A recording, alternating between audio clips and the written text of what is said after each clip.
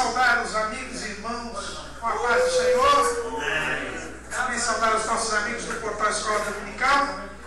Vamos dar início a mais uma lição hoje, a última lição do trimestre, a lição número 14. Estamos dando início ao estudo da lição número 14, a vida plena nas aflições. Lembrando aos irmãos que a partir da semana que vem, nós já estaremos estudando o quarto trimestre, deste quarto e último trimestre, que tem como tema os 12 profetas menores, advertências e consolações para a santificação da igreja de Cristo. Então, essa capa aqui, nós vamos explicar na semana que vem, mas quem está aqui no portal já está, inclusive, postada a introdução ao trimestre. Então, a introdução ao trimestre, nós já abrimos lá em Suzano no trimestre, essa segunda-feira passada. Então, eu esqueci, o pastor Manoelzinho pediu para avisar, mas eu esqueci no final. Então, segunda-feira não haverá abertura do trimestre, lá tem 1º de outubro, que estava marcado, porque já houve antes, foi no dia 24, né? Porque como aqui vai ser o culto de ação de graça no aniversário do nosso pastor presidente, então foi antecipado. Mas semana que vem estaremos estudando já os 12 profetas menores. Mas hoje ainda nós estamos estudando vencendo as aflições da vida. Muitas são as aflições do justo, mas o Senhor o livra de todas. A vida plena nas aflições. Antes de nós iniciarmos, vamos agora tocar um hino aqui. Hoje tem um hino, né? Fazia tempo que não tinha um hino. Vamos ver o som aí, por favor. Glória a Deus.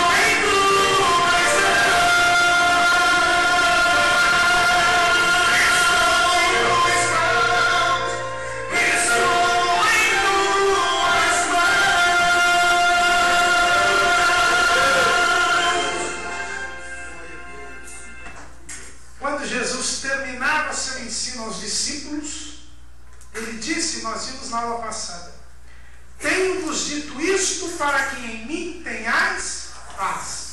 No mundo tereis aflições, mas tende bom ânimo, eu venci o mundo. Estas duas últimas lições nos falam sobre a vitória sobre as aflições. Nós passamos o trimestre todo, é um trimestre muito abençoado, muito importante, porque nós completamos o estudo do primeiro trimestre. No primeiro trimestre nós vimos o que é a verdadeira prosperidade bíblica. E agora, nesse trimestre, nós vimos quais são as aflições da vida, as aflições do tempo presente.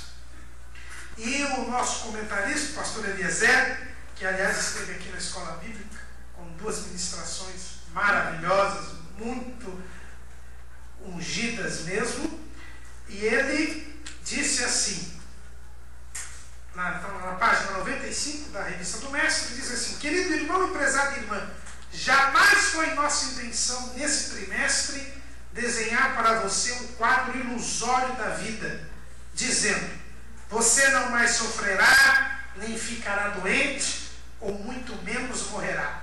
Não, tais falácias não são promessas bíblicas. Jesus nunca usou desses subterfúgios para lidar com os problemas existenciais dos seus discípulos. Nós, seguindo o seu exemplo, temos a obrigação de dizer ao povo de Deus que no mundo teremos aflições. Mas ele venceu o mundo e por isso devemos ter bom ânimo. Semana passada nós vimos o que é o bom ânimo, não é? O bom ânimo é um dos requisitos para vencer as aflições. Jesus disse, olha, tende bom ânimo, eu venci o mundo. Agora, se no mundo nós temos aflições e nós precisamos ter bom ânimo para vencer o mundo, nós precisamos também estar em Jesus. E a nossa missão de hoje, a vida plena nas aflições, fala deste outro requisito. Jesus disse, tenho-vos dito isto para que em mim tenhais paz.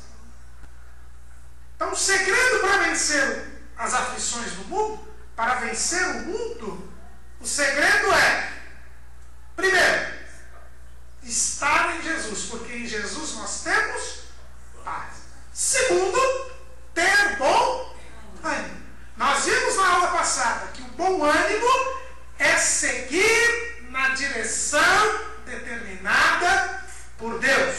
Nós vimos que, tanto no hebraico quanto no grego, a palavra bom ânimo tem 2 significados. A primeira é disposição, obstinação, seguir um determinado rumo sem recuo. E isso a Bíblia chama de fazer a vontade de Deus. É seguir a direção determinada por Deus. O bom ânimo é isso. Por isso que Deus apresentou-se para Josué e disse, esforça-te, tem bom ânimo. Por quê? Porque Deus havia determinado que Josué conquistasse Canaã. E Deus então disse, vai, porque você vai seguir nessa direção e vai fazer a minha vontade. Ele teve que se esforçar. Ele não chegou lá e simplesmente ficou assim, barriga para cima, esperando que tudo acontecesse para a terra ser conquistada. Não, ele teve que lutar. Ele teve que guerrear. O que ele não podia fazer, Deus fazia por ele. Como foi secar o Jordão, derrubar as muralhas de Jericó. Agora, o que ele podia fazer, que era matar, por exemplo, os jericoítas, depois que a muralha quebrou, não, porque eu fico pensando, não, tem uns crentes aí que é o seguinte, Deus, eu quero que derruba a muralha, ele de preferência derruba a muralha na cabeça de todo mundo, que aí não precisa fazer nada. Não, Deus derrubou a muralha entrou, não é? Que ela caiu de pé assim, entrou, aí ficou sem nenhum obstáculo. Agora, matar os jericoítas era Josué e os soldados que tinham que fazer. Não é? Então, o que Deus faz, o que a gente não pode fazer? O que a gente pode fazer na direção de Deus. Agora, foi onde a gente aprendeu em todas as lições. Né? E agora, tem um outro requisito. O outro requisito é, tenho-vos dito para que em mim tenhais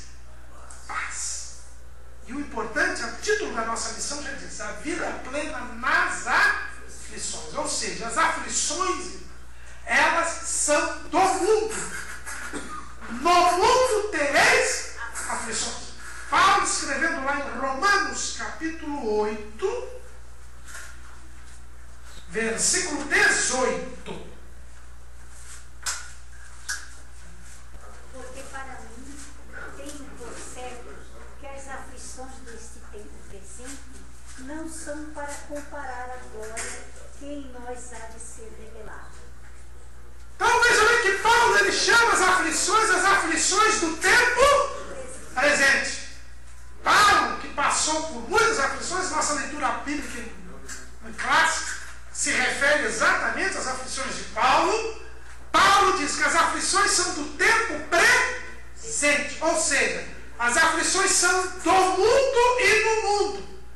E João vai escrever que o mundo passa e a sua concupiscência, mas aquele que faz a vontade de Deus permanece para sempre. Então as aflições, irmãos, por maiores que sejam, por mais doloridas que sejam, muitas vezes irreversíveis, elas são deste mundo, elas são do tempo presente, por isso elas são passageiras. Mas a glória que em nós há de ser revelada, essa glória ela é eterna, porque ela é a glória de Deus. Deus é eterno. Então as aflições, elas são passageiras. As aflições, elas são deste mundo. Por isso, elas, como eu disse aqui, está escrito aqui, elas não têm o poder de tirar a nossa comunhão com Deus. Seja a doença, seja a morte, sejam as dívidas, seja a perda dos bens terrenos, seja a divisão espiritual no lar, seja a viuvez, seja a fome, seja a inveja, seja o abandono, todas essas aflições que nós estudamos esse trimestre, elas não têm o poder de nos tirar a comunhão com Deus. Porque elas são do tempo presente.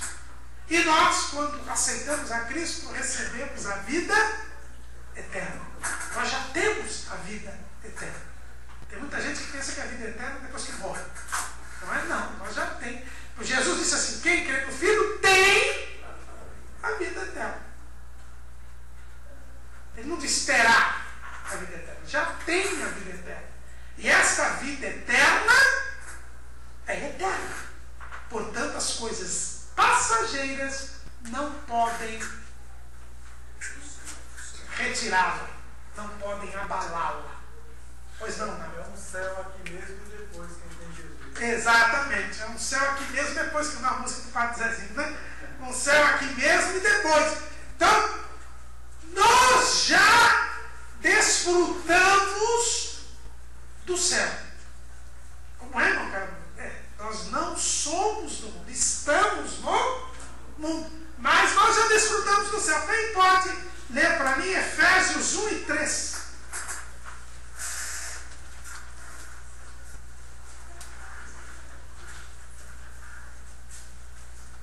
Bendito seja Deus e Pai de nosso Senhor Jesus Cristo, o qual nos abençoou com todas as bênçãos espirituais nos lugares celestiais em Cristo.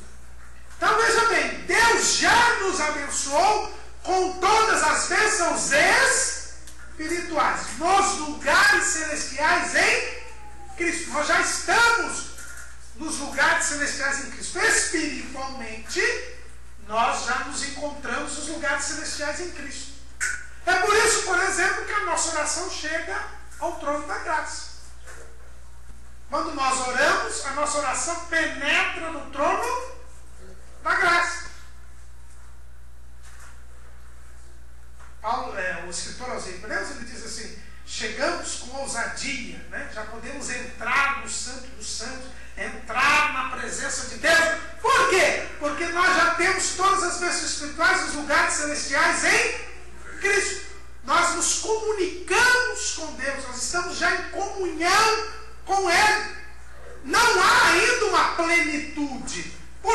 nós ainda estamos no mundo. Nós ainda estamos no mundo, embora dele não sejamos mais. João 17:11.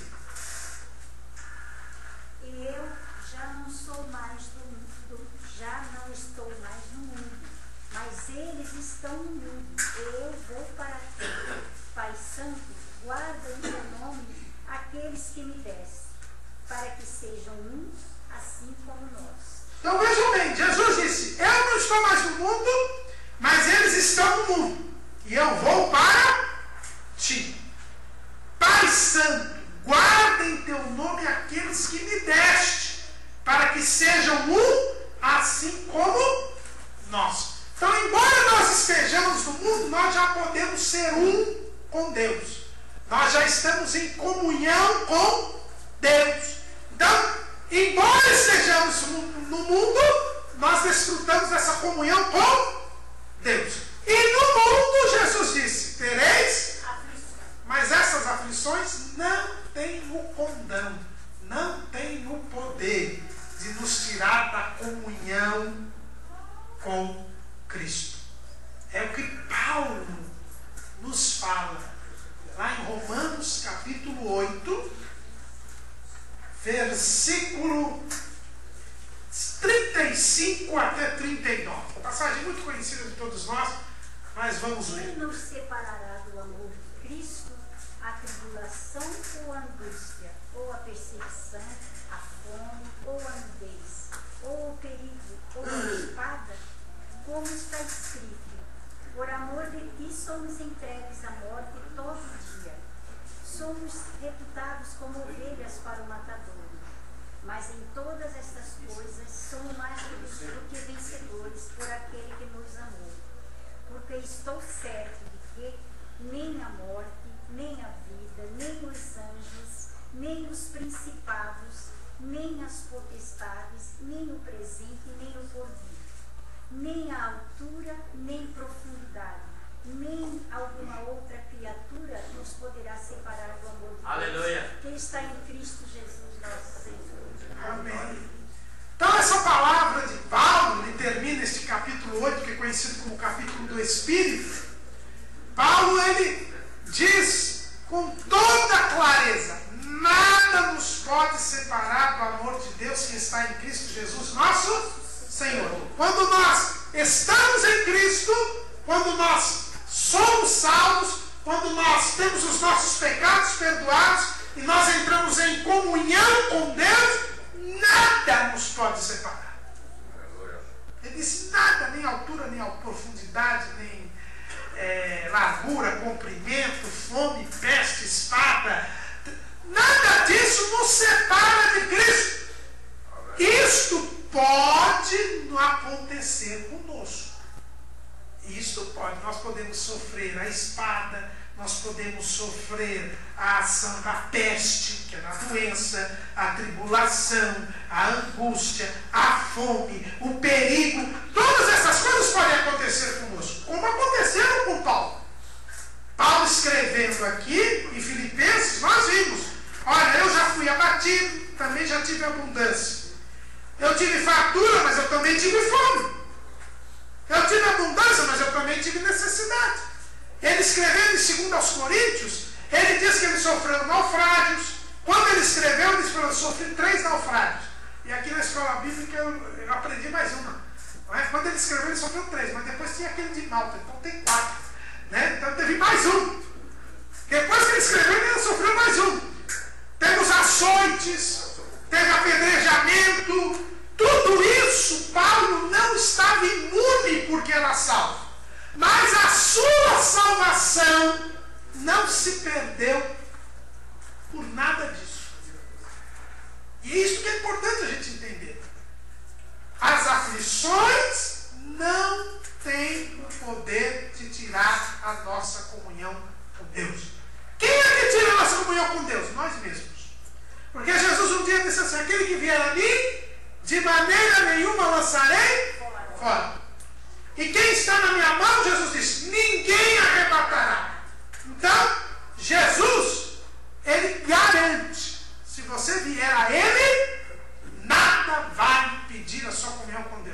Só que tem uma coisa, Jesus não amarra ninguém. Ele não prende ninguém. Ele não diz, olha, aqueles que vierem a mim está preso na minha mão. Ele não disse. Ele disse que ninguém vai arrebatar. Quer dizer, ninguém consegue tomar a força das mãos de Jesus um servo seu. Agora eu e você podemos sair de livre e espontânea vontade. É só pecar que você sai Ou decidir. da comunhão. Né? Ou decidir. Ou decidir, exatamente. Então, cuidado com isso. Alguém levantou a mão aí? Porque Jesus, professor, ele não vai fazer tudo pela gente, ele vai nos ajudar a cada dia. Né? Você gosta de achar que tudo ele vai resolver? Né? Ele vai Exato. ajudar a gente. Ele vai ajudar a gente. Professor, aí é bom aquela discussão que está muito em voga do arminianismo e do calvinismo, né? O calvinismo pega nesse ponto e diz que Deus pega e nem a própria pessoa consegue sair. Isso aí vai ser o nosso tema da lição de número 9. Ótimo tema, porque... Professor Caramuru. Entendemos? Não tem que falar. Não, O assunto é esse, porque existe essa doutrina, inclusive alguns pregadores famosos de televisão, que já pregaram até aqui na nossa igreja, que eu tenho todo o respeito por eles, mas eles mantêm essa doutrina do calvinismo, né? Porque o homem não tem livre-arbítrio. Quem Deus escolheu, está escolhido, haja o que houver. Então ele escolheu, a pessoa está nele, e nem a própria pessoa tem o direito de decidir. Já o arminianismo reconhece que Deus dá ao homem o direito de escolha, sendo ele responsável pelas suas decisões. Exatamente. Pois não, nosso reverendo. Há uma frase do professor Caramuru, que o reverendo falou agora atrás, a frase que ele falou que Deus não fez tudo por nós. Nós temos que mudar esse conceito. Jesus já fez tudo que tinha que fazer por nós, para o plano da salvação. Acabou, fechou, a porta está fechada, acabou, não tem mais nada que fazer. Esse sofrimento nosso, é como o senhor confirmou ali, todas as barreiras que sucedem em nossas vidas é naturais do projeto de Deus da criação, desde o dia que o homem foi criado e pecou. Ele vai passar por esse caminho e está fechado. Agora, o plano da salvação, da redenção, o próprio Pai já selou no seu Filho e está selado. O Espírito Santo é esse selo que está em nós. Então, salvação, você não precisa fazer nada para ser salvo, a não ser crer na pessoa de Jesus, porque Ele faz tudo por nós. Agora, esse projeto de sofrimento, lutas, faz parte da vida.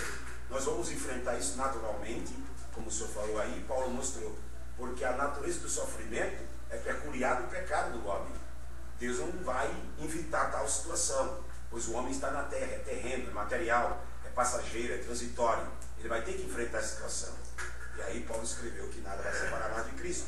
Agora, a salvação, Deus, o Pai, já completou ela, está só nos aguardando no arrebatamento da igreja. E é isso mesmo. Vamos então, veja bem, e eu disse no começo do trimestre, e agora no final a gente volta a insistir novamente. O mundo, por que no mundo nós temos aflições? Alguém podia dizer, mas Jesus podia liberar essas aflições para nós, pelo menos. Não dá, irmãos. Por quê? Por dois fatores. O primeiro fator é que o mundo é mau. João escrevendo diz que o mundo está no maligno. Se o mundo está no maligno, e nesse mesmo capítulo 8 de Romanos, Paulo diz que por causa do pecado, a criação se sujeitou à vaidade, e a criação ela geme. Então o mundo todo está no maligno. Se ele está no maligno, só pode produzir o mal. O mundo só pode produzir o mal, porque ele está no maligno. Então por isso que sofrem tantos os crentes quanto os incrédulos. Porque o mundo produz maldade. Produz o mal. Então no mundo nós só podemos esperar do mundo o mal. Irmão, aquela palavra que Deus disse no início, agora a terra produzirá espinhos e abrolhos. Não é só literal, né? É também no sentido do sofrimento. Do sofrimento. Porque tudo isso é espinho. Tudo isso é espinho e abrolho. Agora tem um outro porém. O crente mais. Por quê? O mundo é mau, então sofrem tanto os crentes quanto incrédulos. Mas como eu disse para os irmãos no início do trimestre, o crente agora é um corpo estranho no mundo. Porque Jesus diz, está no mundo, mas não é do mundo. Os irmãos lembram aquela história que eu contei da bicicleta que eu andei, não é? Então, e caiu, os espinhos entraram aqui, inflamou tudo. Quando um corpo estranho entra no nosso organismo, ele inflama e o organismo reage. O mundo reage contra nós. Jesus disse, o mundo odeia vocês, porque odiou a mim, vai odiar vocês. Então é mais um fator de aflição que nós vivemos. Então, o crente, ele sofre mais até do que o incrédulo, pensando na dimensão horizontal. Lógico que ele tem a salvação, não é? Mas por quê? Porque além do mundo ser mau, e ele ter a maldade que é própria do mundo, o homem, o crente ainda sofre o ataque do mundo, as hostes espirituais da maldade, porque ele é um corpo estranho do mundo. E não se adapta. Tá? E não pode se adaptar. Pois não, só a Valdir levantar a mão depois. Jesus disse que as raposas têm covis, né? Pelo menos as raposas têm covis. E os passarinhos têm ninho. Mas o filho do homem não tinha onde reclinar a cabeça. Não tinha onde reclinar a cabeça. Só na cruz. Só na cruz, exato. O outro fator é o seguinte, se Deus nos livrasse aqui de todos os sofrimentos, não tínhamos desejo do céu. Do céu, isso nós vamos falar daqui a pouquinho, mais para frente. Né? É mais um motivo, é um motivo importante, aliás. E a Bíblia diz que o povo do mundo é inimigo de Deus. É inimigo de Deus. Então, não tem como. Então, para que nós vençamos. Então, as aflições, irmãos, são inevitáveis e para os crentes são ainda mais abundantes. Já dá a palavra, irmão Geraldo, só um minutinho. Eu trouxe os seus esboços. Tá. O que acontece, irmãos? Então, o crente, se eu for olhar assim por esse lado, aí ninguém quer ser crente, vai sofrer mais ainda. Não vai, não tem jeito. É por isso que Jesus disse, no mundo tereis. Eu já falei para os irmãos, né? Se eu fosse Jesus, eu ia ser mais marqueteiro. Eu ia dizer assim, no mundo sereis curados, no mundo sereis batizados pelo Espírito Santo. Acontece que nem todo crente é curado, nem todo crente é batizado pelo Espírito Santo. Agora, todo crente tem aflição. Então, Jesus aqui no resumo, ele incluiu todos os seus discípulos. Pois não? Sem querer ser saudosista, mas antigamente não se falava quem quer aceitar Jesus. É quem quer morrer. Quem quer morrer por amor a Cristo, levanta a mão. É quem quer morrer. Exatamente. E é o que a Bíblia diz, né? Quem morre para o mundo. Então,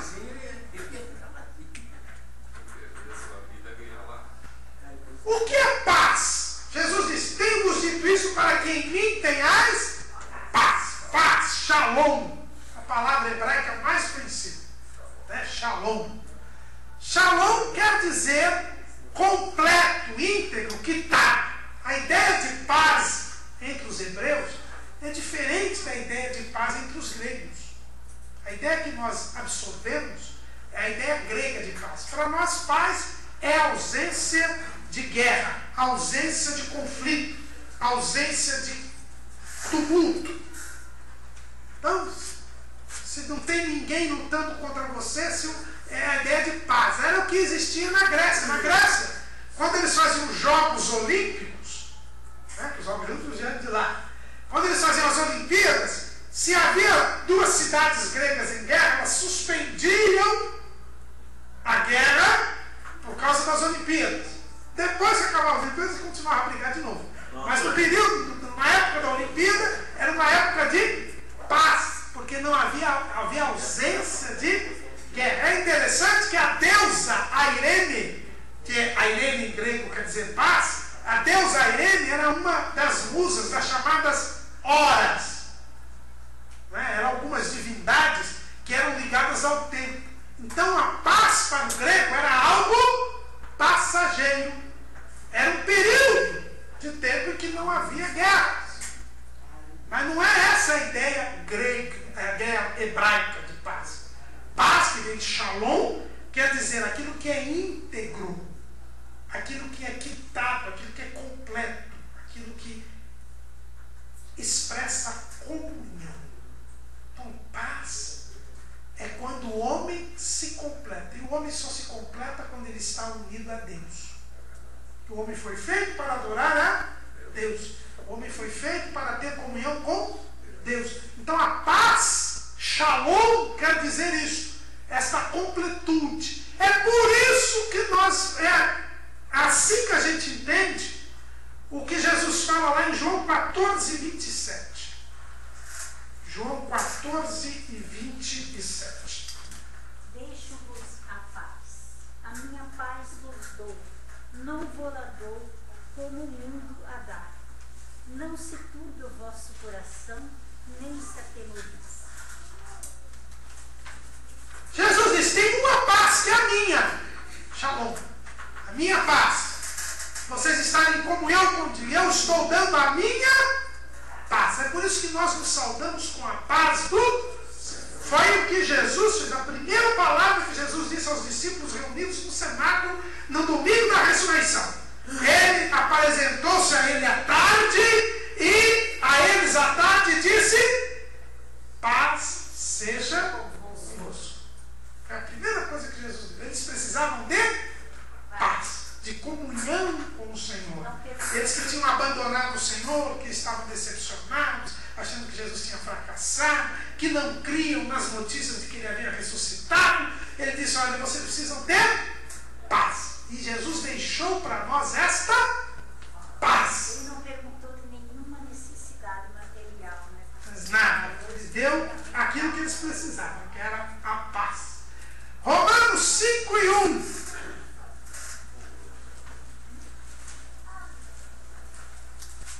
Tendo sido, pois, justificados pela fé, temos paz com Deus, por nosso Senhor Jesus Cristo. Quando nós somos justificados pela fé, quando nós temos os nossos pecados perdoados e viramos ficha limpa lá no céu, nós ganhamos a paz com... A paz é a comunhão. É a união. Por isso que quando Jesus disse assim, para que todos sejam um. Eu só posso ser um se tiver perdoado os meus pecados. E quando eu tenho meus pecados perdoados, eu tenho paz com Deus. Então, paz com Deus é comunhão. É ficar livre dos pecados, estar perdoado dos pecados e não voltar a pecar. Só assim eu posso vencer as aflições, irmãos. Porque só a certeza da salvação, a paz que eu tenho com Deus que me dá a certeza da salvação, só assim eu posso vencer o mundo. Só assim eu posso vencer as aflições do mundo. Não há como eu vencer as aflições do mundo sem eu estar em paz com Deus. E eu só estarei em paz com Deus se eu for justificado.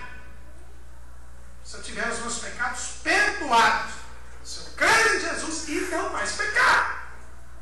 É por isso que muitas pessoas estão hoje negando a realidade do sofrimento. É fácil você pregar no Evangelho que diz que você não vai sofrer, que você não vai ter problemas, e se você tem problemas, você está em pecado. Por quê? Porque as pessoas querem fugir do problema. Elas não querem ter problemas. Por quê? Porque só superam os problemas, só conseguem vencer as aflições aqueles que têm a certeza da salvação. Aqueles que realmente estão em paz com Deus. Estão em paz com Deus. Posso falar agora? Pode falar. É o seguinte, domingo, eu estava no estacionamento da igreja com os irmãos, aliás, na sexta-feira, com os irmãos. E os irmãos estavam terminando de roçar o estacionamento. E ele pediu para mim orientar como é que ele deveria fazer. Eu orientei. Aí apareceu no muro do prédio um cara que a gente já conhece, que ele disse que é bandido. É um nóia lá. E ele disse assim para mim: olha, esse terreno aí é meu. Esse terreno não é do seu pastor, é meu. Eu falei: então você vai discutir com ele, porque eu aqui estou cumprindo ordem. Ele disse: eu posso pegar minha metralhadora e dar bastante tiro em vocês e ir para a cadeia, porque a cadeia não é tão ruim. Eu sou bandido. Eu falei para ele assim: olha, se você é bandido, isso é uma opção sua. Eu, por exemplo, eu e os irmãos aqui, nós somos servos do Deus Altíssimo. Agora, não use o nome bandido para querer intimidar a pessoa. Seja você mesmo, mas não use esse nome, esse adjetivo, porque nós não estamos aqui assustados, nem temos medo. Porque já foi vencido na cruz todas as misérias, inclusive a violência. Nós não fomos comprados pelo sangue do Senhor Jesus Cristo e nós não temos medo nem da morte, porque ela já foi vencida na cruz. Aí ele desceu do muro e foi lá para dentro, entendeu?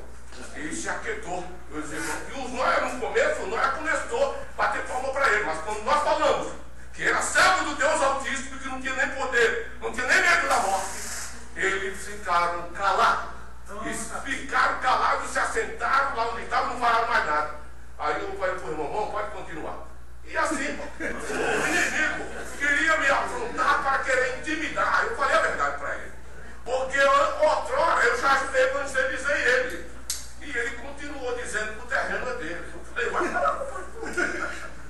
Coitado, pastor Pedro. Mais ou menos, pastor Pedro.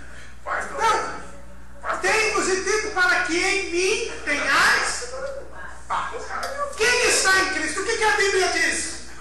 Quem está em Cristo, o que acontece? Romanos 8:1. Portanto, agora nenhuma condenação há para os que estão em Cristo Jesus, que não andam segundo a carne, mas segundo o Espírito. Então, quem está em Cristo não anda segundo a carne, a natureza pecaminosa do homem. Então, daí porque eu estou dizendo, é mais fácil negar a realidade do sofrimento, viver num mundo de ilusão. Por isso que eu gostei que o nosso comentarista disse que durante todo o trimestre ele quis mostrar que nós não vivemos, ele não ensinou a viver um mundo de ilusão, um conto de fadas, não é? Então, não, se você vai ser crente, não vai ter problema nenhum na vida mal, vai ser uma riqueza só, vai ser uma saúde para dar e vender, muito dinheiro no bolso, saúde para dar e vender e tal. E não é assim, irmãos. A vida com Cristo não é assim. Porque, inclusive, nós vamos estudar isso numa lição no próximo trimestre, mas nós tivemos aí um episódio essa semana aí que nos mostrou bem isso. Foi o caso do Cabo Bruno. Não é? Salvo, esse aí é um cidadão que a gente tem acompanhado, realmente não foi fajutagem não, se converteu, tudo. Só que morreu fuzilado, porque ele fuzilou um monte de gente. Ah, mas ele não está salvo, não estava convertido, estava salvo convertido, mas aquilo que o homem semear, isso também foi para a glória, está salvo, mas o que está na Bíblia, irmãos, não tem jeito. Com a espada, com ela exato, não tem como. Não é? Então, são coisas que nós temos que entender. Vamos estudar o livro de Obadias, o livro de Obadias fala disso. Mas o que eu queria mostrar aqui para os irmãos é isso. Olha, quem está em Cristo não anda segundo a carne, mas anda segundo o Espírito. Para que eu vença as aflições, eu tenho que andar segundo o Espírito, na direção determinada pelo Espírito. É por isso que eu tenho bom ânimo. Eu já falei para os irmãos que ter bom ânimo é ir na direção determinada por Deus. Determinada porque é pelo Espírito Santo, que nos orienta. Jesus disse que o Espírito Santo viria para nos orientar, para nos guiar. Quem lê para mim lá, 14 ainda de João, versículo 26. Mas aquele Consolador, o Espírito Santo, que o Pai enviará em meu nome, vos ensinará todas as coisas e vos fará lembrar de tudo quanto vos tenho dito. Então ele vai nos orientar, ele nos ensina, ele nos orienta, ele nos guia. Nós temos que estar na direção do Espírito Santo. O Espírito Santo fala com o nosso espírito e nós devemos andar segundo o Espírito, não segundo a carne, não segundo a natureza pecaminosa. Então, muitas vezes, quando nós estivermos nas aflições, nós só vamos suplantá-las se nós estivermos na direção do Espírito Santo. Irmãos, não deixemos de orar, de pedir a Deus que Ele continue falando conosco e que nós façamos aquilo que Ele nos mandar fazer, nos dirigir.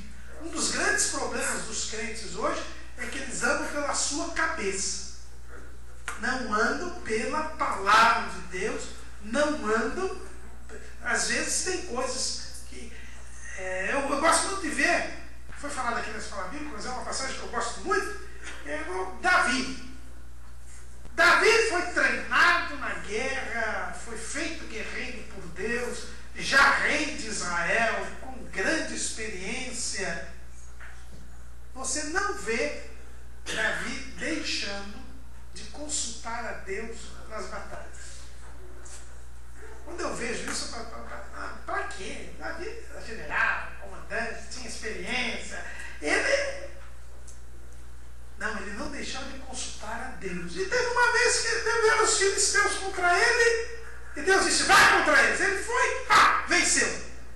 Um tempo depois os filisteus vieram de novo. Se fosse eu, já ia de novo. Deus já venceu da primeira vez, depois da segunda vez. Não é? Deus já deu estratégia, não vou incomodar mais o Senhor. Tem muito crente que é assim. Mas ele consultou a Deus, e Deus disse, não, dessa vez você não vai. Dessa vez você vai rodear. É diferente. E depois você vai pôr os soldados tudo de barriga para cima, porque vão ficar tendo que olhar as amoreiras. Até a hora que as amoreiras balançarem. E a amoreira não nasce, não é rameira, não, né? A amoreira é assim. Então você tem que ficar de olho ali. Para ficar de olho ali, só de barriga para cima. Eu fico imaginando os líderes do exército e os soldados, quando Davi falou, deita aí, todo mundo de barriga para cima aí. Não é? O bom João outro dia estava falando para mim, né? Que tem uma norma nas Forças Armadas e na Polícia Militar, que é a seguinte, não cumpra a ordem absurda. Não é assim? Ordem absurda não se cumpre. Mas eles cumpriram lá, porque não era a ordem de Davi, era uma ordem de Deus. Ele consultou a Deus e disse, e todo mundo ficou lá de barriga para cima. Aí quando a moreira mexeu, para quem já está com a barriga para cima, naquele deserto, aquele calorão, né? Sabe que estava na sombra ali da moreira, mas até levantar, se aprumar, né? Parece uma loucura. Mas quando eles chegaram lá, era só para catar as coisas, porque Deus já tinha feito tudo que precisava ser feito. É aqueles que cochilaram. Não lembra? Então, olha Elias. Você pensa que é todo mundo igual a Elias depois do almoço da escola bíblica?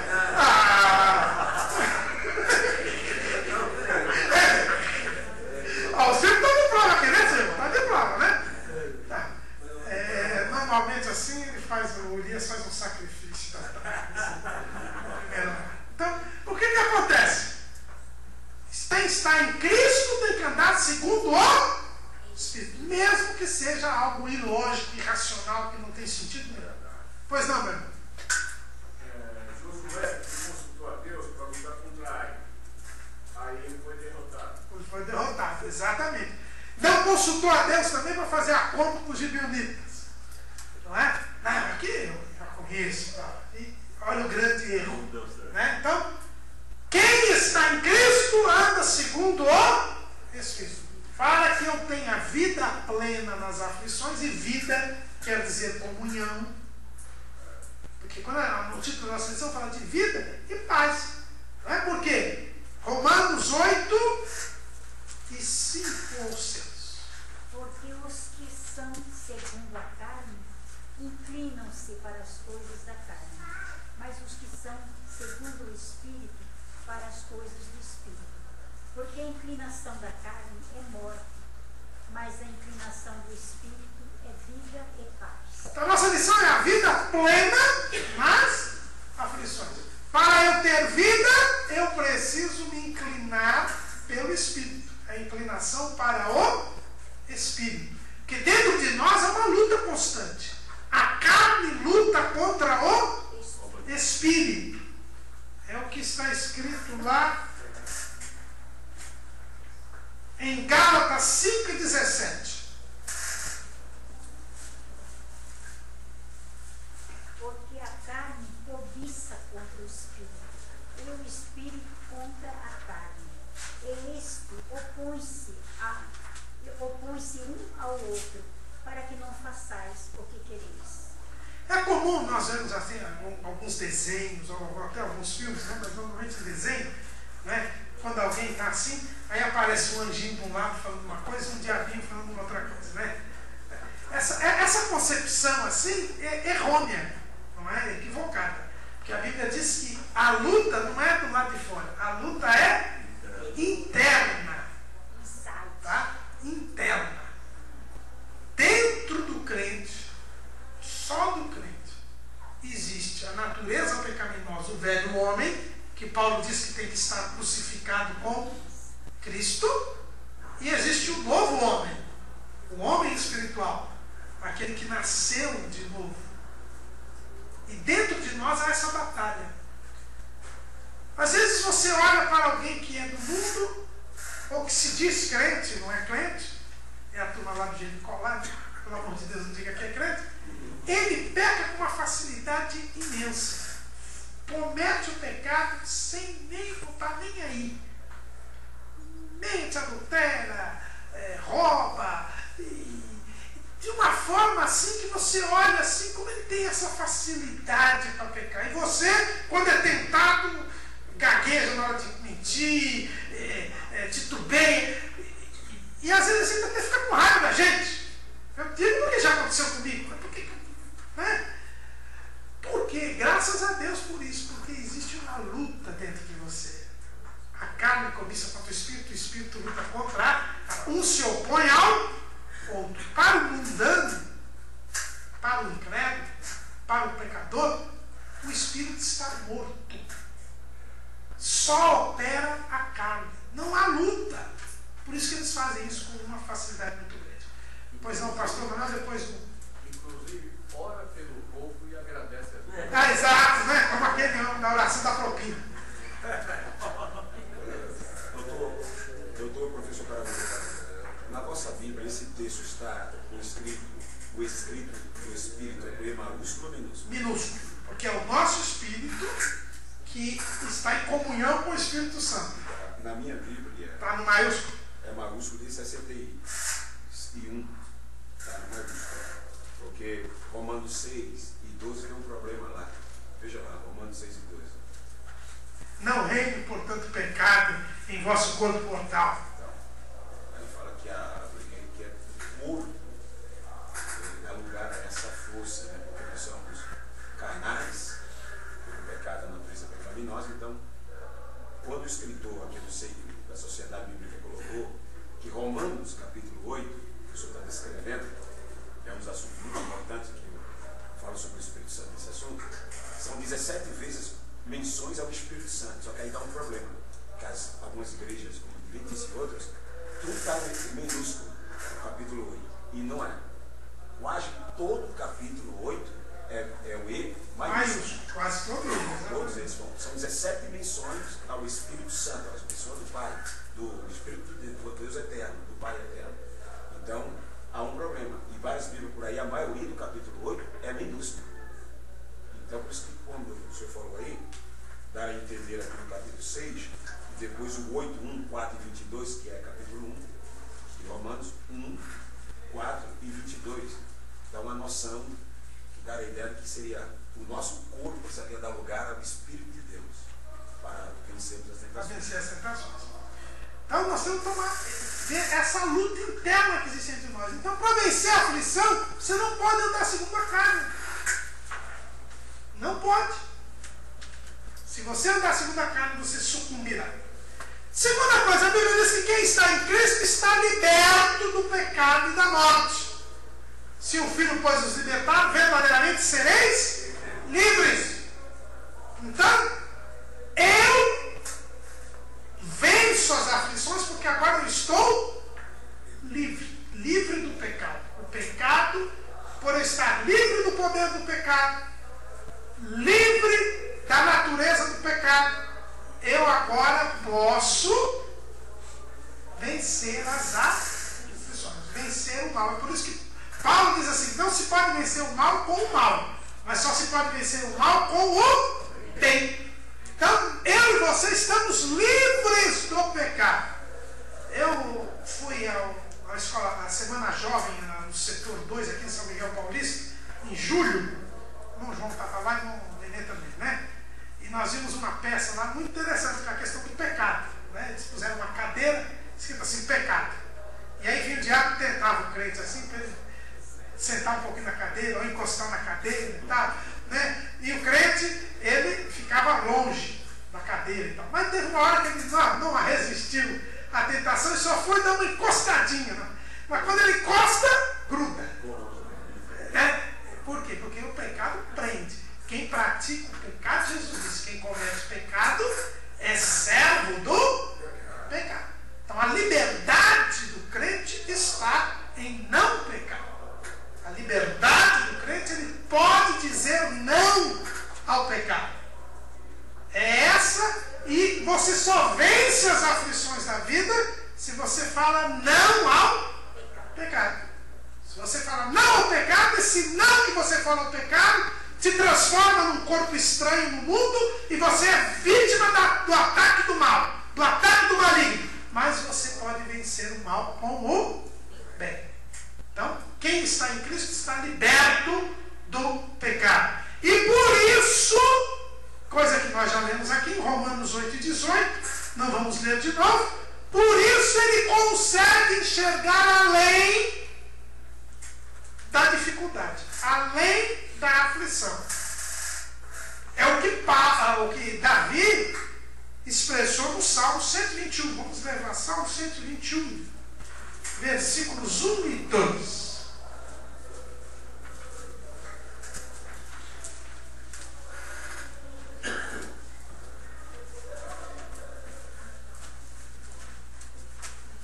Levanto os meus olhos para os montes, de onde me virá o socorro?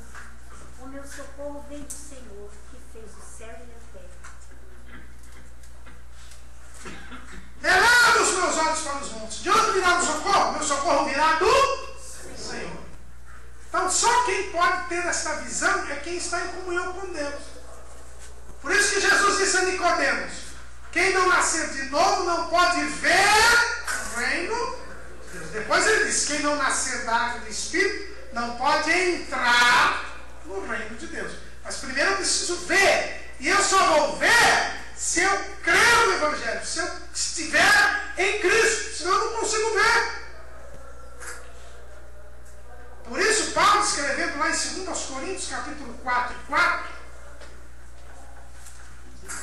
2 Coríntios 4:4, ele diz assim, eu mesmo vou ler: nos quais o Deus desse século cegou os entendimentos dos incrédulos, para que não lhes resplandeça a luz do Evangelho da glória de Cristo, que é a imagem de Deus. Então, a cegueira espiritual é provocada pelo Deus deste século, pelo príncipe deste século, Deus deste mundo, o diabo. Então o mundo cega, não consegue fazer com que vejamos o que está ali. Agora, quem está liberto do pecado e da morte, ele consegue ver o reino de Deus. Ele pode vencer as aflições. Por quê? Porque quando nós temos as aflições aqui, nós também já, pela fé, vemos a glória que nos está revelada. Quem está em Cristo, nós já vimos, inclina-se para as coisas do Espírito, e a inclinação do Espírito é vida e paz. E por isso nós podemos enxergar o lado bom da aflição. Mas tem lado bom a aflição? Tem. A aflição, como disse aqui o pastor José Serafim, a aflição nos aproxima de Deus. Quando a gente está em aflição, a gente ora mais, a gente busca mais a presença de Deus. Então a aflição tem um lado bom. Jó, nós tivemos um estudo aqui da Escola Bíblica sobre isso, pastor Levi, Libarino lá do Ministério de Ferreira, mostrando que Jó entendeu, na sua aflição, que ele agora conhecia Deus melhor do que antes. Porque antes, ele diz, antes eu só ouvia falar de Deus. Aleluia. Agora os meus olhos o viram. Aleluia. Ele teve maior intimidade com Deus com toda a aflição que ele teve. Foi esse o objetivo de Deus em fazer Jó passar por todas as aflições. Fazer com que Jó tivesse uma intimidade maior com o Senhor. Um conhecimento pela experiência e não um conhecimento meramente intelectual. Pois não, meu? Salmo 119, 67. Antes de ser afligido, andava errado, mas agora guarda a tua palavra. Isso. Aleluia. Então a aflição. E tem 71 também. Foi-me bom ter sido afligido, para que aprendesse os teus estatutos. Exato. Então, por isso que Paulo, aqui na nossa leitura bíblica, ele diz assim: em todas as coisas estou instruído. Quer dizer, todas as aflições foram uma instrução para ele. Ele aprendeu. Aprendeu. Então as aflições nos ensinam a conhecer melhor a Deus. Nos aproximam de Deus. Não estou dizendo que a gente agora, eu quero sofrer. Não é? Crente não é masoquista. Ninguém quer sofrer e sofrimento não é bom. Mas tem um lado bom. O lado bom é esse. Primeiro, nos aproxima de Deus. Segundo, nos faz ver o real valor do Senhor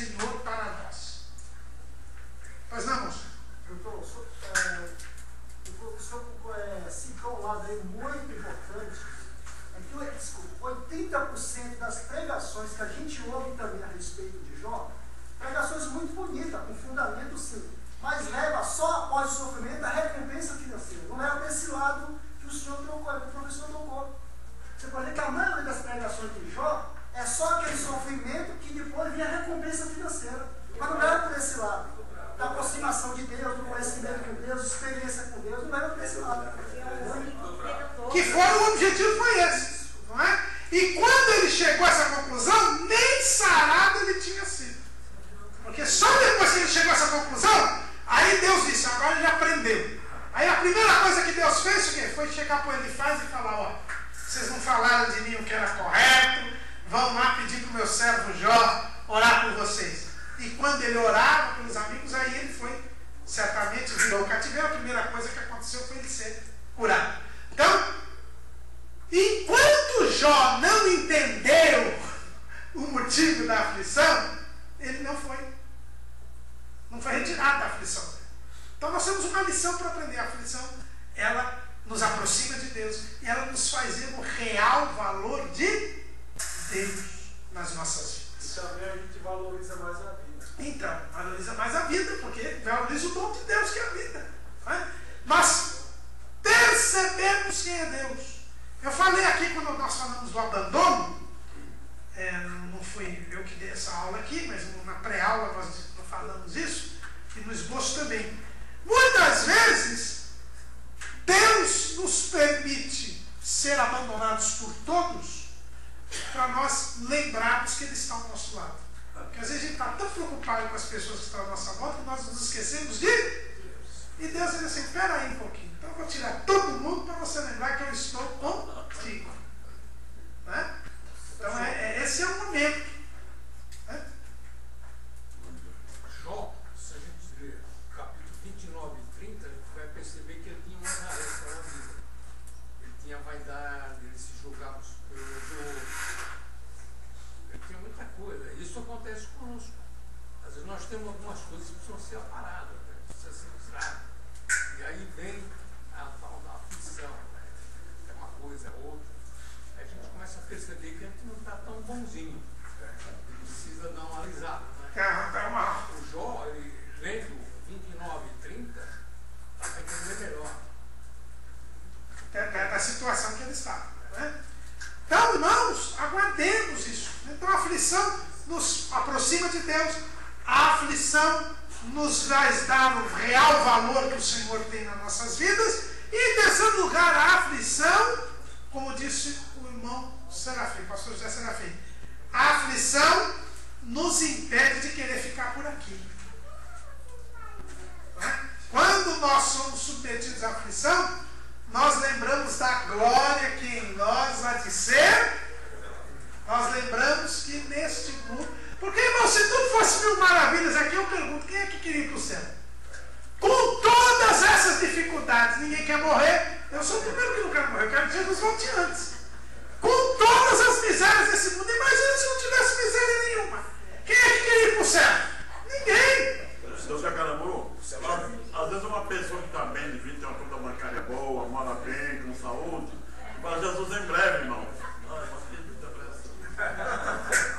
Mas outro dia eu não falei aqui para os irmãos que tem um irmão lá que estava um culto maravilhoso e tal. O irmão falou, o irmão que me contou o que aconteceu na igreja dele. Oh, que bom seria Jesus viesse agora. A mulher dele deu um cutucão assim, vira essa boca para lá. Não é? Então, é assim, mano. Aqui está tão bom. Aqui está tão bom. Então, irmãos, nós precisamos querer o céu. Tem o nosso irmão, aquele pastor Eliseu, né? Pensa no céu, irmão. Aliás, ele encontrou comigo na ceia agora. Acho que ele viu falar sobre isso. E ele virou assim para mim, hoje o culto foi uma bênção, não precisei nem pensar no céu. Já estava pensando direto. Não precisou dizer que tinha que pensar no céu. Mas esse irmão, todo culto assim, daqui a pouco ele fala assim, vamos pensar no céu, irmão. Mas é verdade. E às vezes Jesus fala, vamos pensar no céu. Então como é que ele fala? Através das aflições que ele permite nas nossas vidas. Pois não, pastor Manuel? A única religião aqui na terra que não quer os céus é a Testemunha de Jeová. É isso, o Nenê conhece bem. Nenê não pode nem falar de céu. Quando ele fala de céu, às vezes ele nem fala. Às vezes falam na televisão de céu. Aí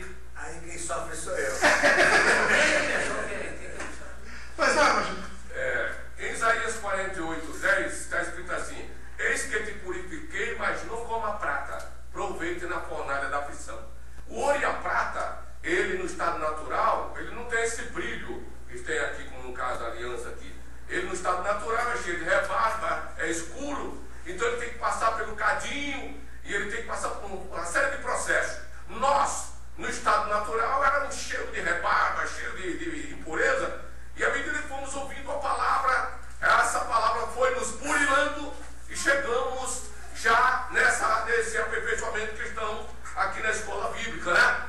Então, por quê? Porque temos que ser burilados.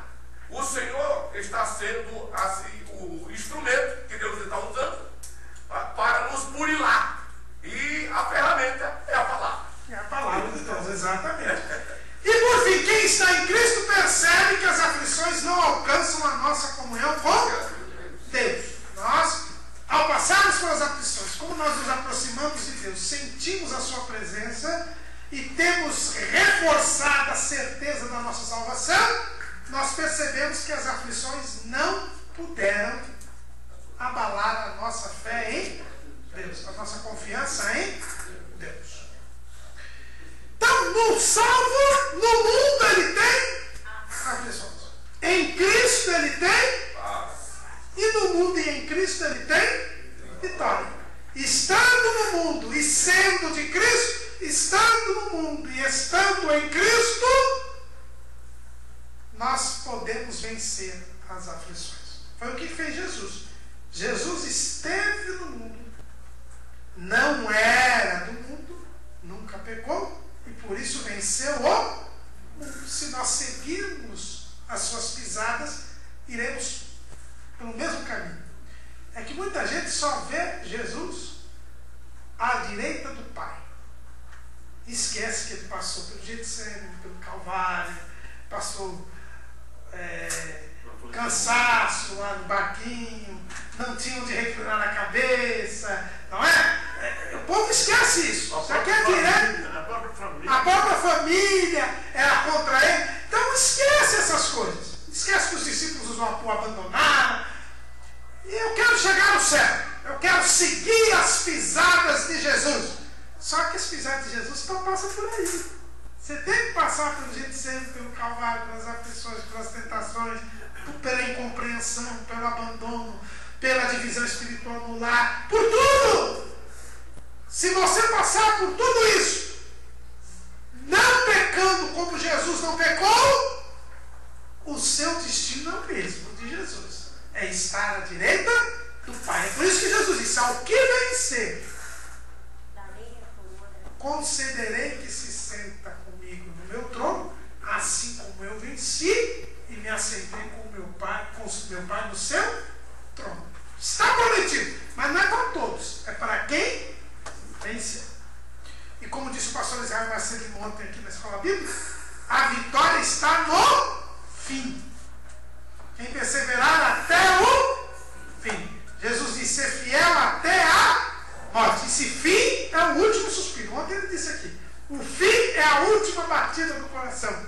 É a última respiração. Esse que é o fim. Antes disso não é o fim. E eu gostei muito da palavra dele, porque ele até disse o seguinte, que ele concorreu quando era novo. Não sei se os irmãos que estavam aqui viu. Ele disse que ele foi concorrer umas Olimpíadas universitárias, quando ele era estudante. E ele chegou lá e ele corria bem, estava em forma. E ele olhou assim, tinha um cidadão meio desengonçado, tinha um outro gordinho. Quando ele olhou, ele disse: está no papo.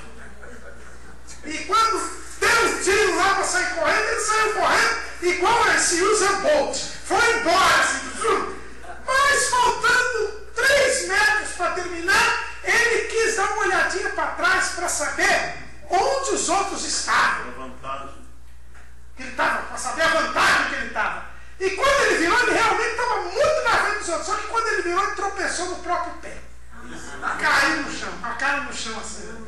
E todo mundo passou. E até o gordinho que estava em último, ainda chegou e ainda deu uma pisada nele assim, porque tinha visto que ele tinha olhado assim com a cara desdentente e disse: olha, eu estou passando você. Ainda deu uma apertada nele e passou. E ele, irmãos, ele falou ontem interessante. E quando ele levantou, todo envergonhado, pelo menos ele podia ter andado 2 passos e cruzado. Ele ficou tão envergonhado que ele saiu de lá, nem no último lugar ele foi. Porque não completou. E aí ele falou: aquilo ali ficou com uma lição para mim. O fim é que é importante. Nada que acontece até o fim garante. Entendeu? Então eu venci o mundo. Jesus foi até o fim. Nós temos que ir até o fim. Se Jesus, como homem, ele passou todas as dificuldades e venceu, Porque ele venceu enquanto homem, irmãos. Não pensa assim, Jesus venceu o mundo porque ele foi Deus. Ele nunca usou dos seus atributos de divindade enquanto esteve aqui, porque senão não valia. Ele venceu enquanto homem. É por isso que a Bíblia diz, Deus o ressuscitou dos mortos. Mas ele não é Deus? Mas o homem é que foi ressuscitado. Porque foi o homem que morreu. Então você não tem desculpa. No dia do juízo, se você não for arrebatado, não vai chegar, não, que o senhor sabe, eu passei isso aqui, essa aflição aqui, eu passei isso aqui, isso era mais do que podia suportar. Não era mais do que podia suportar. Não era mais do que podia suportar. Eu gostei aqui também, o pastor Alberi, quando falou aqui essa semana, ele falou assim que a tampa da água cabia direitinho na caixa, né? A tampa do propiciatório cabia direitinho na água. Por quê? Não podia nem sobrar nem faltar. É assim que Deus faz conosco. Nem sobra nem falta. Deus dá aquilo que você pode suportar. Às vezes você diz, mas eu não aguento isso. É que Deus conhece a nossa estrutura. Tá?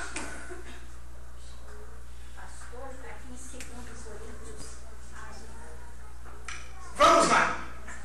O que então precisamos para vencer o mundo, para nós terminarmos? Completando aqui. Para vencermos o mundo, primeiro, nós temos que desfrutar do amor de Deus que está em Jesus. Nada pode nos separar do amor de Deus que está em Cristo. Esse amor é de Deus. Por isso que Paulo diz em Romanos 5,5 que o amor de Deus é derramado em nossos corações pelo Espírito Santo. Então essa é a primeira força que Deus nos dá. É a primeira virtude. Virtude quer dizer força. E aí nós temos as 3 virtudes teologais, quer dizer, as 3 forças que Deus nos dá para que nós possamos vencer o mundo. A primeira é o amor de Deus. Quando eu entro em comunhão com Deus, o amor de Deus é derramado no meu coração. Não é dado em conta-gotas, ele é derramado em nosso coração pelo Espírito Santo. Então o amor nos faz vencer. É por isso, a partir do amor de Deus, quando nós exercemos o amor de Deus, é por isso que nós não invejamos, por exemplo. É por isso que nós não queremos mal às pessoas. É por isso que nós tudo suportamos. É por isso que nós tudo aguentamos. Por isso que nós cremos em tudo que Deus nos diz e podemos prosseguir por causa do amor de Deus. Qualquer dúvida, lê depois 1 Coríntios 13. O amor tudo crê, tudo espera, tudo suporta. Sem o amor de Deus, nós não conseguimos vencer as aflições. Segunda coisa, nós temos que ser uma nova criatura. Quem está em Cristo, nova criatura é. As coisas velhas passaram, eis que tudo se fez novo. E já escrevendo aos Gálatas, Paulo diz que não interessa a circuncisão nem circuncisão, mas o que interessa para Deus é se nós somos uma nova criatura. Ou seja, você tem que ter uma vida diferente. Você tem que ser diferente. Aqui na Escola Bíblica tem uma mensagem assim também. Você tem que ser diferente para fazer a diferença. Eu tenho que ser diferente. Por isso a minha conduta é outra. Eu não posso ter a mesma mentalidade do mundo. Por isso que eu não posso ser ganancioso, não posso amar dinheiro, não posso querer o mal das pessoas. Se eu estou em Cristo, eu só venço as aflições com o bem e não com o mal. Eu sou uma nova criatura. Se eu não for nova criatura, eu não vencerei as aflições da vida. Mas eu também tenho que ter fé em Deus, porque a vitória que vence o mundo é a nossa fé. Quando nós cremos em Jesus, esta fé vem pelo ouvir e o ouvir pela palavra de Deus. É por isso que é errada a teologia da confissão positiva. Fé não é pensamento positivo, não é uma determinação sua. Você não cria fé em você. A fé vem pelo ouvir a palavra de Deus. A Bíblia diz que é dom de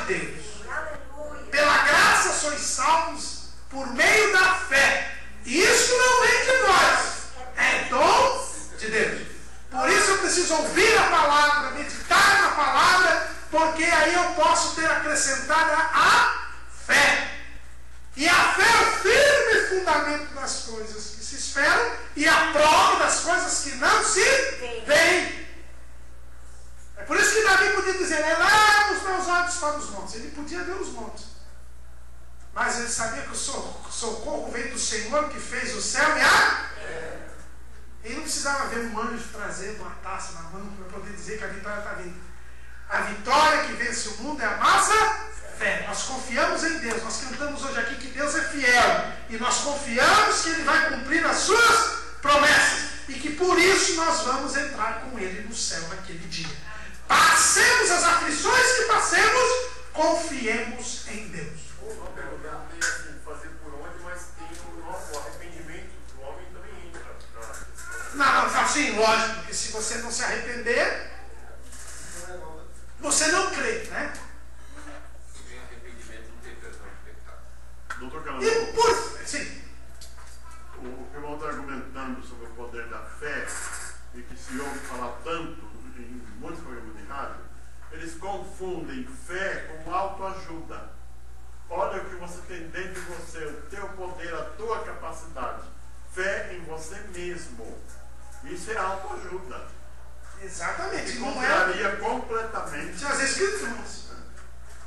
E por fim, a esperança. As 3 virtudes teologais, você encontra lá em 1 Coríntios, capítulo 13, versículo 13. Não é? É amor, fé e a esperança. Como nós vimos aqui. Não é? E o que é a esperança? A Bíblia diz que é Cristo em nós, a esperança da glória. Quando você está em comunhão com Cristo, você está em Cristo, Cristo está em você, você espera a glória. É por isso que Paulo diz, as aflições do tempo presente não são para comparar com a glória que em nós há de ser revelada. Se você não tem a visão da glória, se você não tem a esperança da glória, se você não espera a dimensão eterna, você não resiste às aflições do mundo. Você não resiste às aflições do mundo. Por que um crente passa para a eternidade sereno, tranquilo e feliz? Porque ele sabe que a morte não é o fim. É apenas a passagem para aquilo que ele está esperando.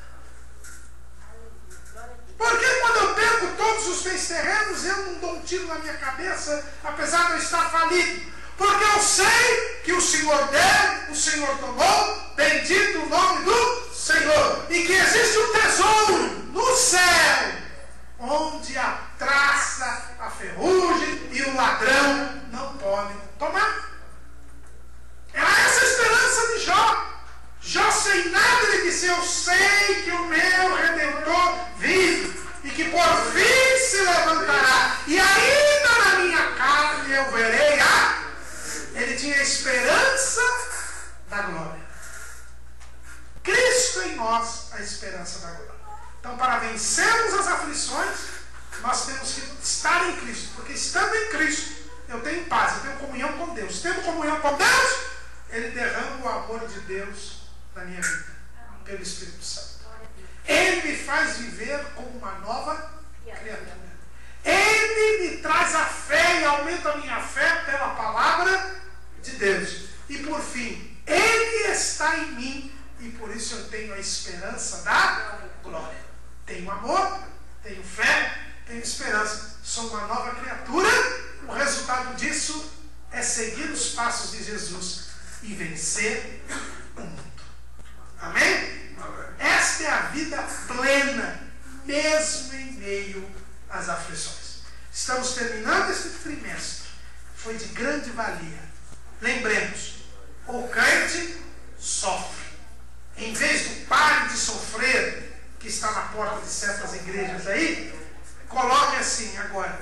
Continue sofrendo, mas você vencerá o mundo. Pois não, pastor? Ah, não, só... Neném, vamos neném. Eu dei sorte, eu dei o Cristo e dei o glória. Em casa. Minha mulher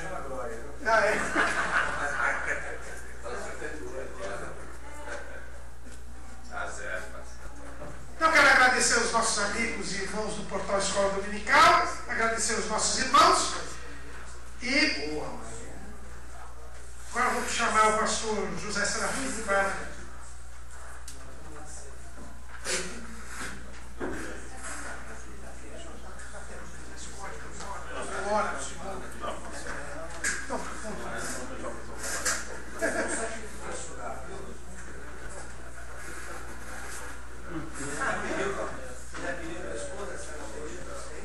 Irmãos, graças a Deus pela aula tão maravilhosa, que possamos guardar no coração.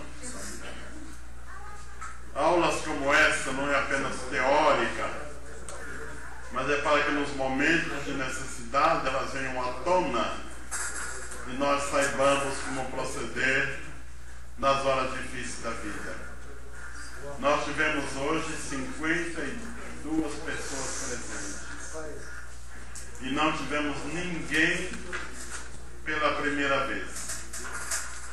Todos os que aqui estão já são alunos que já têm estado mais vezes conosco, graças a Deus. Encerramos com chave de ouro esse trimestre e começaremos o próximo, se Deus nos permitir, no próximo domingo. Irmão, me permita só um pequeno comentário. Irmãos, vocês perceberam que quem acompanha a lição da escola dominical torna-se um teólogo, irmãos? Aqui é uma aula de teologia profunda, maravilhosa. Se nós não temos aqui tantos, às vezes, alguns usos que se faz nas faculdades, com palavras apropriadas e mais técnicas, etc., mas na prática, no conhecimento prático, nós podemos ser bastante profundo. Eu tenho a alegria de dizer para vocês que eu sou aluno de escola dominical há quase 60 anos. Comecei a frequentar a escola dominical com 14 anos de idade. Dei a primeira aula com 17 anos. Quase que minhas pernas não me seguravam em pé naquele dia. E não parei mais de dar aula até hoje, graças a Deus. Então Deus me chamou. Pois não, irmã Maria? Aqui é o meu cinema que o Senhor prometeu para mim. Eu não entendi. Aqui é o meu cinema que o Senhor prometeu para mim. Teu cinema, né, irmã? Amém. Amém. Graças a Deus. Vai comprar ingresso, viu, pastor? Amanhã eu não vou estar na rádio, amanhã eu vou estar na Vila Lucrécia, acho que o Mano Djalma está aí, né? Está aí, Mano Djalma, isso. Irmão, doutor Caramuru. Opa, respirar um ar mais puro. E o doutor Caramuru vai estar em outra das nossas igrejas, fazendo o encerramento do trimestre. Parada 15. Eu estou junto na Parada 15. Ah, o cantor Mor. O cantor Mor tem que estar junto, né? Eu já pedi para ser empresário, mas não me deu chance ainda. Irmão, nós vamos orar, agradecer a Deus pela nossa aula tão gostosa. E por incrível que pareça, estamos chegando no fim do ano, né? Já vamos para o último trimestre. Mas é tão gostoso estar nessa escola, não é? Eu quero convidar o meu pastor que está aqui para vir orar por nós aqui. Eu vou pedir para o irmão Isaac vir fazer a oração final. Irmão Isaac. O Isaac vai fazer a oração final. E o irmão Jorge vem dar a bênção apostólica. E nós estaremos encerrando. Está dizendo que o senhor usou o critério da antiguidade. 1909. Pode senhor.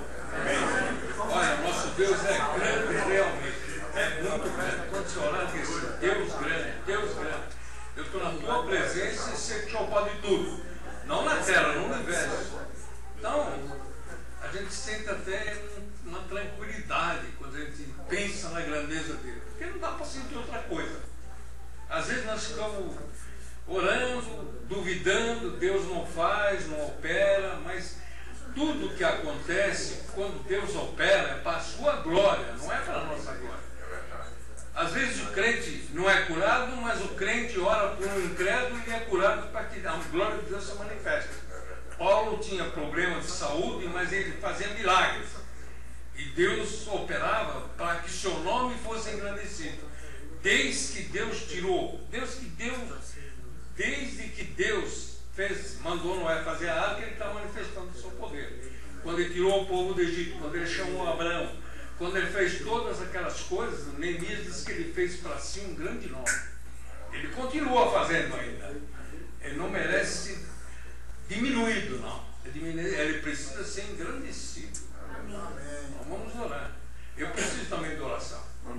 Eu tenho um coração que funciona essa metade. Mas eu ando por aí, está tudo bem. Calcula se funcionasse todo. Calcula se funcionasse todo. É verdade. Os médicos, eu nunca sabia disso. Os cardiologistas falaram para mim, 2 anos. Só tem meio coração ou talvez menos. Coisa normais. Pastor Serafim, amanhã eu não vou estar na rádio, mas hoje eu estou aqui. Quem quiser receber um recibinho do portal? Amém. Amém.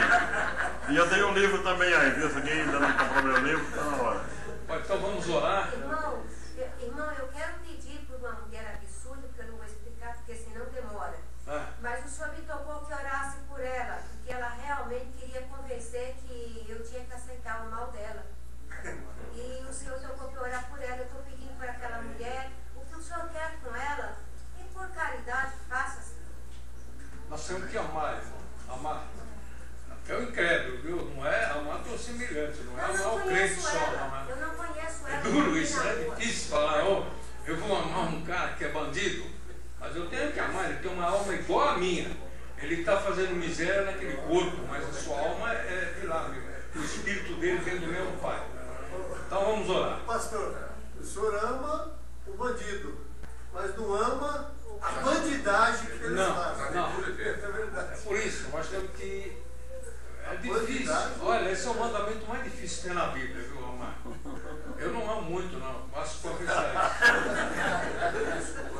Irmão, eu não conheço ela. Ela teve Não, eu sei. A irmã está interessada por ela. Muito bom, isso é ótimo. Isso é ótimo. Senhor, a glória foi de Jesus. Tá bom. Então vamos orar e crer que Deus vai abençoar realmente.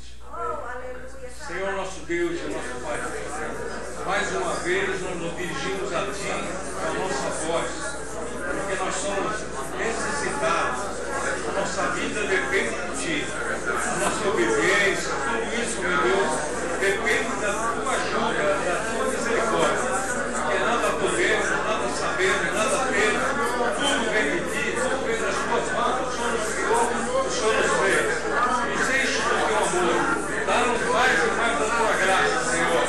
Opera na vida de cada cristão, na vida de cada crente. Também opera na vida daqueles que não te conhecem. Salva a alma, Senhor. Fala na Tua palavra, Senhor. Pregado, continue falando.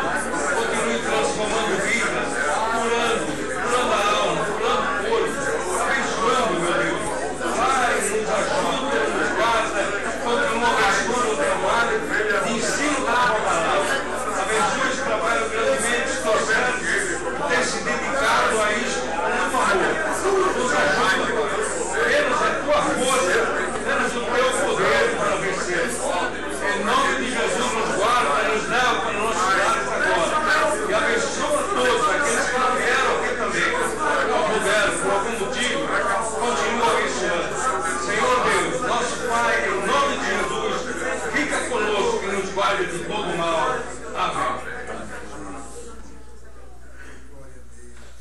O amor de Deus, a graça de Cristo e a comunhão do Espírito Santo seja com todos nós e todos dizemos. Amém.